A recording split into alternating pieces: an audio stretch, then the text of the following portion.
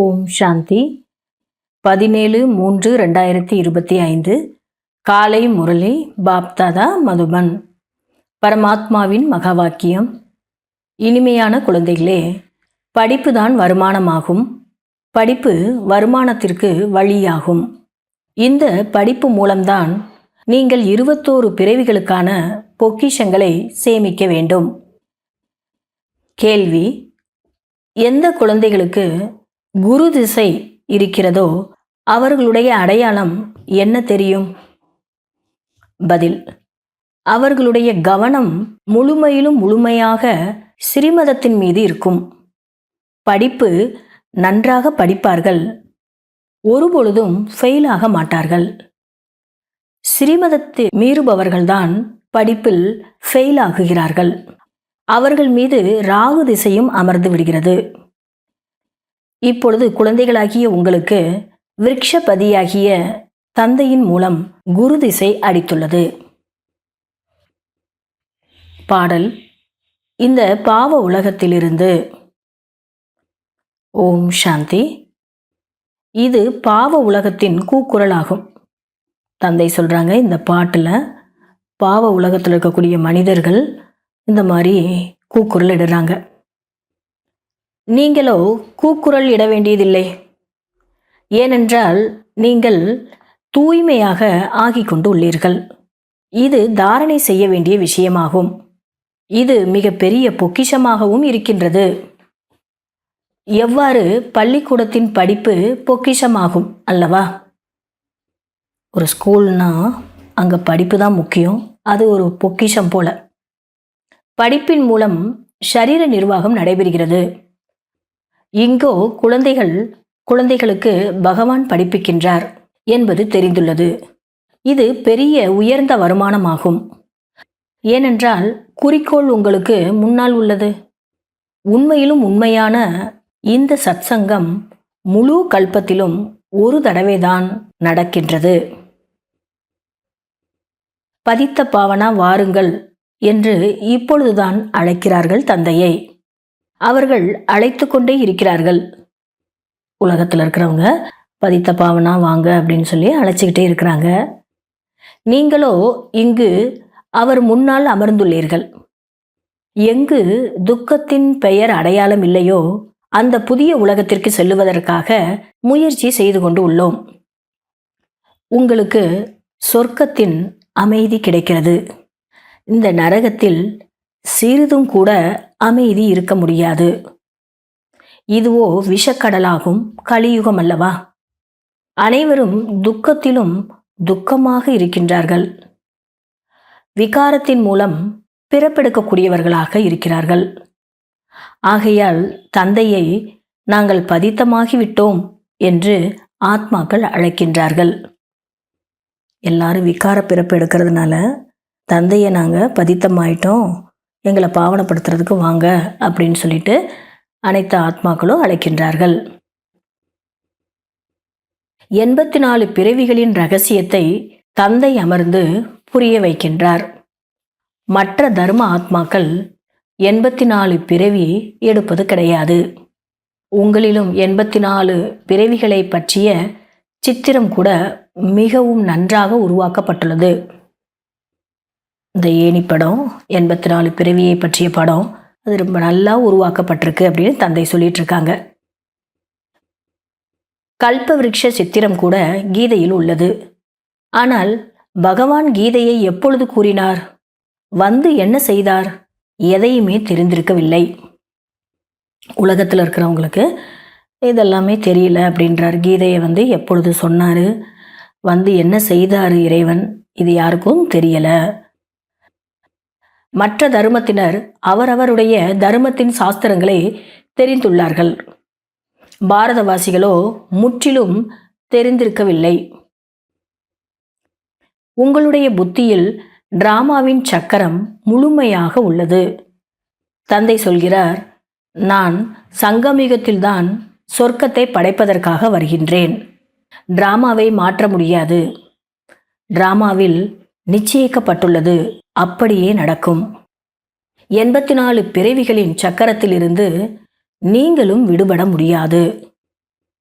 தந்தை சொல்கிறாங்க, பாபாவினுடைய பார்ட்டும் அதில் நிச்சயிக்கப்பட்டிருக்கு, அதுதான் நடக்கும்.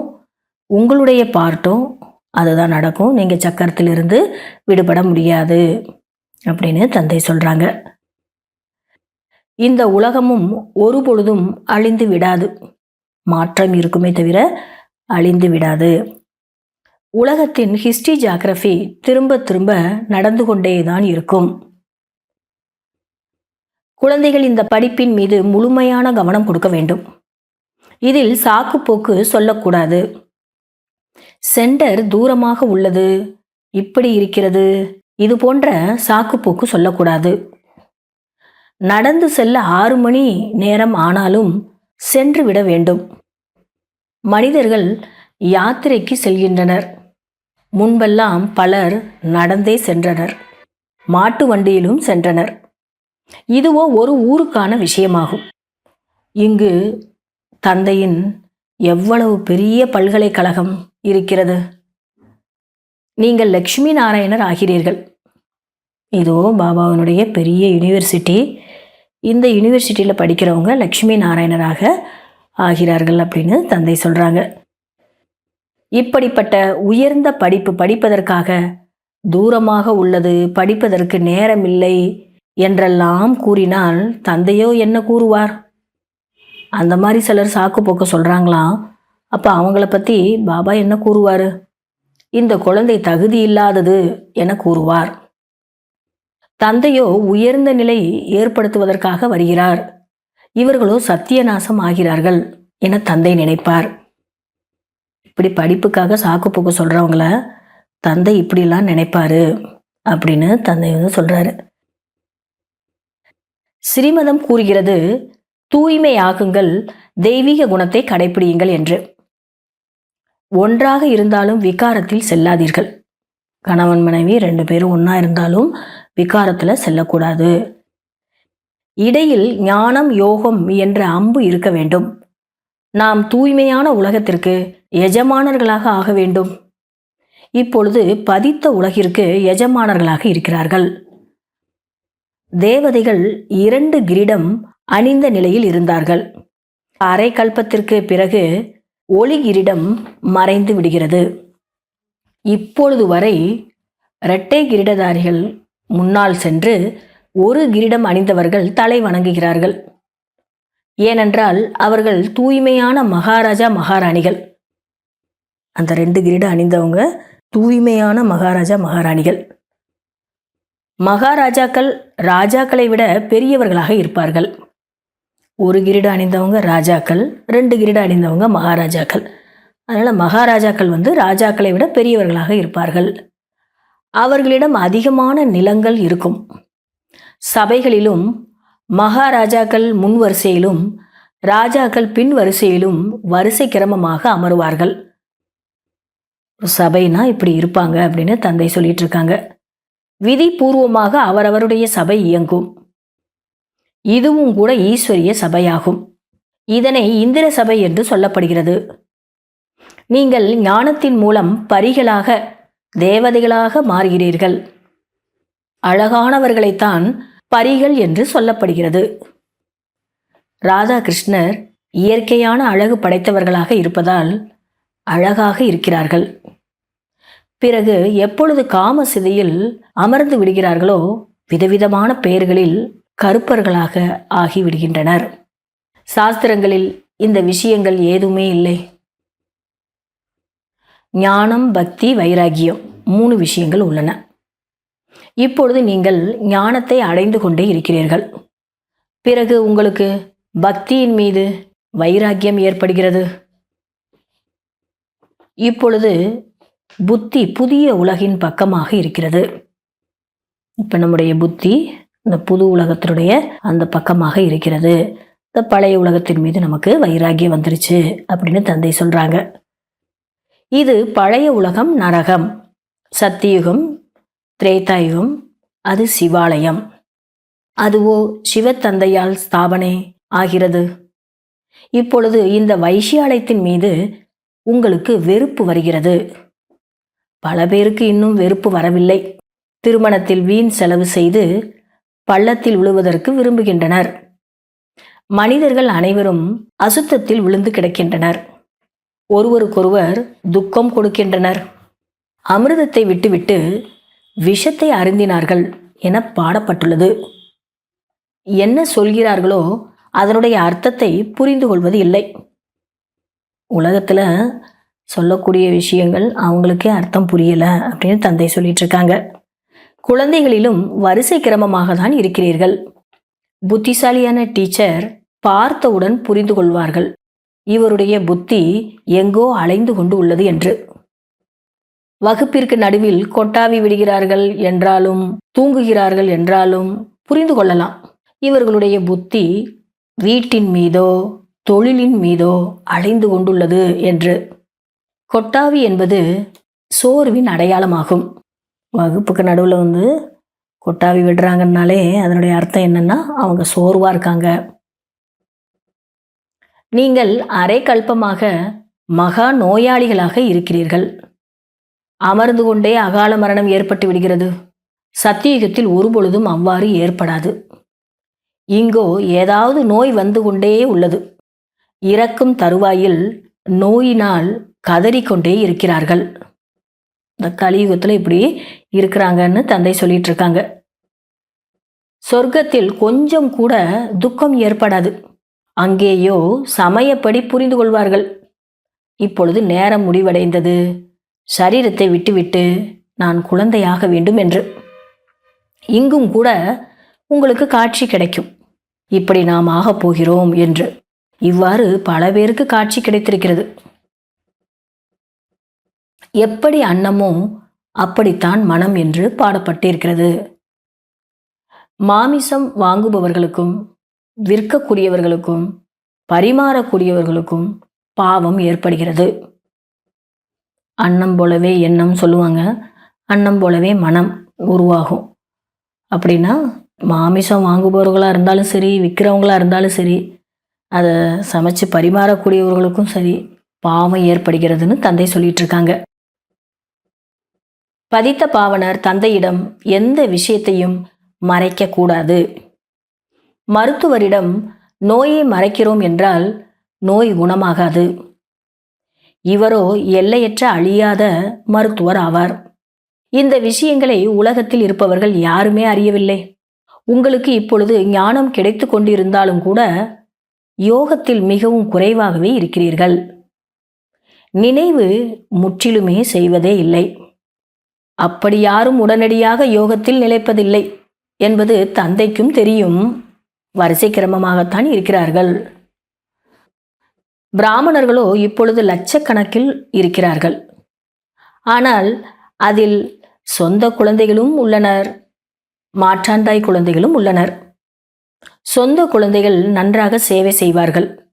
தாய் தந்தையின் வழிப்படி நடப்பார்கள். மாற்றான் தாய் குழந்தைகளோ ராவணன் வழிப்படி நடப்பார்கள். சகவாசத்தின் தோஷமும் இருக்கிறது. சகவாச தோஷத்தின் காரணமாக போதை நிரந்தரமாக இருப்பது இல்லை.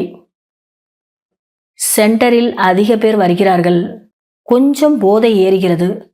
பிறகு பார்ட்டி இது போன்றவைகளுக்கு எங்காவது சென்று விட்டால் ட்ரிங்க்ஸு, பீடி, சிகரெட்டு போன்றவைகளை குடித்து விட்டால் முடிந்தது, அவ்வளவுதான். சென்டரில் நிறைய பேர் வர்றாங்க. இருந்தாலும் கொஞ்சம் போக போக போதை வருது. அந்த போதையை அவங்க தக்க வச்சுக்கணும். அது இல்லாமல் வெளியில் போயிட்டாங்க, ஏதாவது பார்ட்டியில் கலந்துக்கிட்டாங்க, ட்ரிங்க்ஸு பண்ண ஆரம்பிச்சிட்டாங்க, சிகரெட்டு பீடிலாம் பிடிக்க ஆரம்பிச்சிட்டாங்க அப்படின்னா அவ்வளவுதானே, அவங்க இந்த ஆன்மீகத்திலிருந்து போயிடுவாங்க. ஆன்மீக விளையாட்டு அவங்களுக்கு முடிஞ்சிரும். கெட்ட சகவாசம் மிகவும் கெட்டதாகும். அன்னப்பறவையும் கொக்கும் ஒன்றாக இருக்க முடியாது. கணவன் அன்னமாக ஆகிறார் என்றால் மனைவி கொக்காக ஆகிவிடுகிறார்கள். சில இடங்களில் மனைவி அன்னமாக ஆகிறார் என்றால் கணவன் கொக்காக ஆகிவிடுகிறார். தூய்மையாக ஆக வேண்டும் என்று கூறினால் அடி வாங்குகிறார்கள். ஒரு குடும்பத்தில் 2 பேருமே தூய்மையாக இருக்கணும். ஒருவர் இப்படி ஒருவர் அப்படி இருந்தாங்கன்னா தூய்மையாகணும்னு ஒருத்தர் நினைப்பாங்க, இன்னொருத்தர் அதுக்கு ஒத்துழைப்பு கொடுக்க மாட்டாங்க, அடிதான் வாங்குவாங்க அப்படின்னு தந்தை சொல்கிறாங்க. சில வீடுகளில் அனைவரும் அன்னமாக இருக்கின்றனர். பிறகு போக போக அன்னமாவதிலிருந்து மாறி கொக்குகளாக ஆகிவிடுகின்றனர். போக போக அந்த போதை குறைஞ்சிறதுனால கொக்காக கூட மாறிடுறாங்க அப்படின்னு தந்தை சொல்றாரு. தந்தை சொல்கிறார், தன்னை எப்பொழுதும் சுகமானவர்களாகவே ஆக்கிக் கொள்ளுங்கள். உங்களுடைய குழந்தைகளையும் சுகமானவர்களாகவே ஆக்குங்கள். இதுவோ துக்கதாமமாகும். இப்பொழுது அதிகமான ஆபத்துக்கள் வர இருக்கின்றன. பிறகு பாருங்கள், ஐயோ ஐயோ என்று கூறுவார்கள்.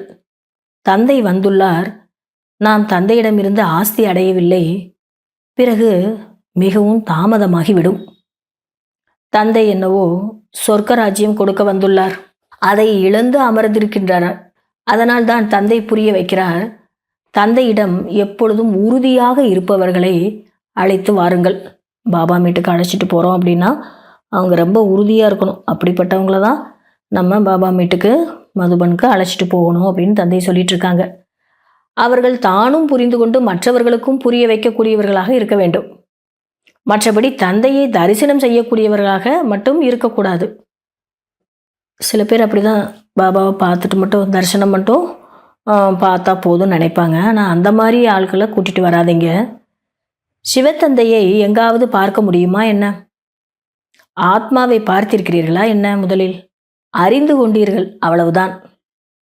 அவ்வாறு பரமாத்மாவையும் அறிந்து கொள்ளதான் முடியும். தெய்வீக பார்வை இல்லாமல் அவரை யாரும் பார்க்க முடியாது. தெய்வீக பார்வை மூலம்தான் சத்தியுகத்தை பார்க்கிறீர்கள். பிறகு அங்கு நடைமுறையில் செல்ல வேண்டும். ப்ராக்டிக்கலாகவே அங்கே போகிறோம் இல்லையா? இப்போ காட்சியில் பார்க்குறோம், அதுக்கப்புறம் அங்கே ப்ராக்டிக்கலில் போகிறோம். எப்பொழுது குழந்தைகளாகி நீங்கள் கருமாதித்த நிலையை அடைகிறீர்களோ அப்பொழுதுதான் கலியுகம் விநாசமாகும். நல்லது. இனிமேலும் இனிமையான காணாமல் போய் கண்டெடுக்கப்பட்ட செல்ல ஆன்மீக குழந்தைகளுக்கு தாயும் தந்தையும் ஆகிய பாப்தாதாவின் அன்பு நினைவுகளும் காலை வணக்கங்களும். ஆன்மீக குழந்தைகளுக்கு ஆன்மீக தந்தையின் நமஸ்காரம் மற்றும் காலை வணக்கம். கடைபிடிக்க வேண்டிய முக்கிய சாராம்சம். முதல் பாயிண்ட், இந்த பழைய உலகத்தை பார்த்தாலும் புத்தியின் யோகம் தந்தை மற்றும் புது உலகத்தின் பக்கமாக இருக்கட்டும். கர்ம இந்திரியங்கள் மூலம் எந்த ஒரு விகர்மமும் செய்யக்கூடாது. எப்பொழுதும் சுத்த செயலையே செய்ய வேண்டும். உள்ளுக்குள் ஏதேனும் நோய் இருந்தால் மருத்துவரிடம் அதை கூறி ஆலோசனை கேட்டுக்கொள்ள வேண்டும். இரண்டாவது பாயிண்ட், கெட்ட சகவாசம் மிகவும் கெட்டதாகும். இதிலிருந்து மிகவும் தன்னை பாதுகாத்து கொள்ள வேண்டும். தன்னையும் குடும்பத்தினரையும் சுகமானவர்களாக ஆக்கிக் கொள்ள வேண்டும். படிப்பிற்காக ஒருபொழுதும் சாக்கு போக்கு சொல்லக்கூடாது. வரதானம். சிரேஷ்ட பாவனையின் ஆதாரத்தினால் அனைவருக்கும் அமைதி சக்தி கிரணங்களை வழங்கக்கூடிய விஸ்வ கல்யாணக்காரி ஆகுங்கள். எப்படி தந்தையின் ஒவ்வொரு எண்ணத்திலும் வார்த்தையிலும் பார்வையிலும் நன்மையின் பாவனை மற்றும் விருப்பம் சதா நிரம்பி இருக்கிறதோ அப்படி குழந்தைகளுடைய எண்ணத்திலும் உலக நன்மைக்கான பாவனை மற்றும் விருப்பம் நிரம்பி இருக்க வேண்டும். எந்த ஒரு காரியம் செய்யும் பொழுதும் உலகத்தின் அனைத்து ஆத்மாக்களையும் இமர்ச்சி செய்யுங்கள். மாஸ்டர் ஞானசூரியனாகி சுப பாவனை சிரேஷ்ட விருப்பத்தின் ஆதாரத்தில் அமைதி சக்தியின் கிரணங்களை அவர்களுக்கு வழங்கி கொண்டே இருந்தால்தான் விஸ்வ கல்யாணக்காரி என்று உங்களை சொல்லலாம். ஆனால் அதற்காக அனைத்து பந்தனங்களிலிருந்தும் விடுபட வேண்டும். சுதந்திரமாக இருக்க வேண்டும். அப்பதான் அந்த மாதிரி சேவை செய்ய முடியும் அப்படின்னு தந்தை வரதானத்தில் சொல்றாங்க. ஸ்லோகன். நான் மற்றும் எனது இவைகள்தான் தேக அபிமானத்தின் வாசலாகும். இப்பொழுது இந்த வாசலை மூடிவிடுங்கள். இன்றைய அவ்யக்த சமிக்கை. எண்ணம் சொல் செயல் சம்பந்தம் தொடர்புகளில் தெய்வீக தன்மையை அனுபவம் செய்வதுதான் சத்தியத்தை கண்டறிவதாகும். சிலர் சொல்லுகின்றனர்கள், நான் சதா உண்மையையே பேசுவேன் என்று. ஆனால் வார்த்தை மற்றும் செயலில் தெய்வீக தன்மை இல்லை என்றால் பிறருக்கு உங்களுடைய உண்மை உண்மையாக இருக்காது. எனவே சத்தியத்தின் சக்தி கூடவே தெய்வீக தன்மையையும் கடைபிடியுங்கள். எவ்வளவு பொறுத்து கொள்ள வேண்டிய நேர்ந்தாலும் பயப்படாதீர்கள். சத்தியம் சமயப்படி தன்னைத்தானே வெளிப்படுத்தி கொள்ளும். நல்லது. ஓம் சாந்தி.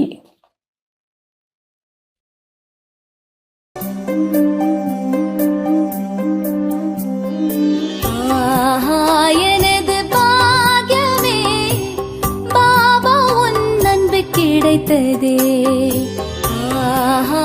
எனது பாக்யமே பாபா உன் அன்பு கிடைத்ததே. கடலே கடலே உன்னிடம் உன்னிடம், கடலே கடலே உன்னிடம் உன்னிடம் ஒரு துளி அடைந்ததே.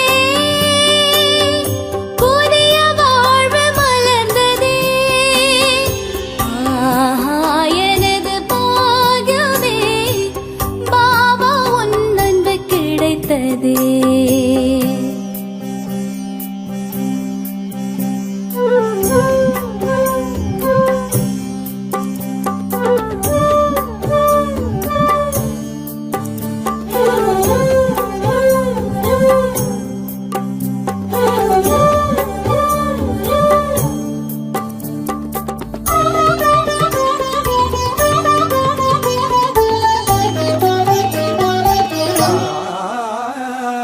உன்னை சந்தித்ததால்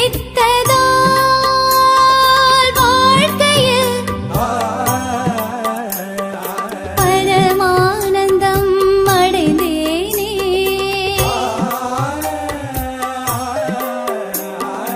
உன்னை சிந்தித்ததால் இதயத்தில் பேரானந்தம் அடைந்தேனே.